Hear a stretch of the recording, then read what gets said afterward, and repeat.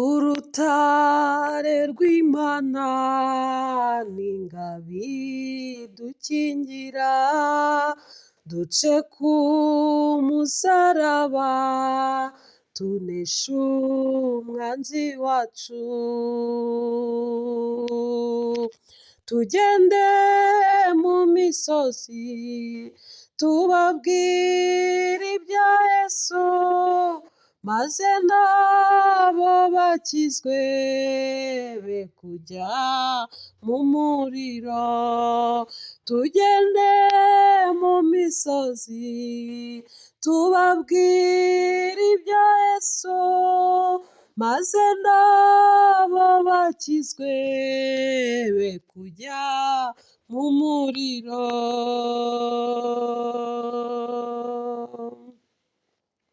Isi yacu yuzuye agahinda n'ibyaha, Satani yagwijije abo yahumishije. Tugende mu misozi tubabwire ibya Yesu, maze nabo bakizwe be kujya mu muriro. Bene wacu bo mu ngo ntabwo bazi Kristo, bari bazi uko ameze no gukizwa icyo ari cyo. Tugende mu misozi tubabwire ibya Yesu, maze nabo bakizwe be kujya mu muriro.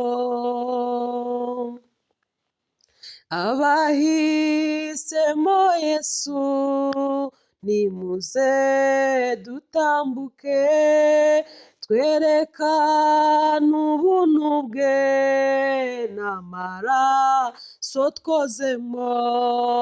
Tugende mu misozi tubabwire ibya Yesu, maze nabo bakizwe be kujya mu muriro. Kandi abishushanije ntibazajya mu ijuru, keretse abakijijwe buhagijwe amaraso.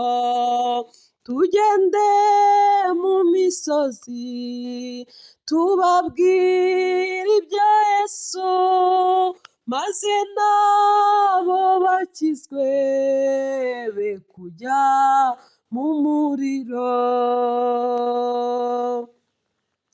Abafite idini nsa bakayoberwa Yesu, nibo batubabaza ntibazajya mu ijuru.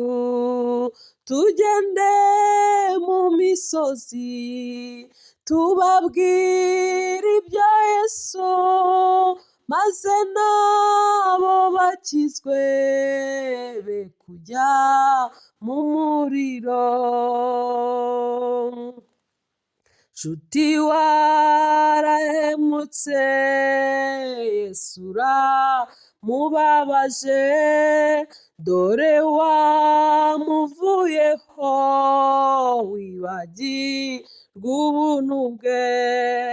Tugende mu misozi tubabwire ibya Yesu, maze nabo bakizwe be kujya mu muriro. Tugende mu misozi tubabwire ibya Yesu, maze nabo bakizwe be kujya mu muriro. nanjye Imana inkomeze ne kujya mubabaza, nuko amfasha anyobore nite ku rukundo rwe. Nanjye Imana inkomeze ne kujya mubabaza, nuko amfasha anyobore nite ku rukundo rwe. Tugende mu misozi tubabwire ibya Yesu, maze nabo bakizwe be kujya mu muriro.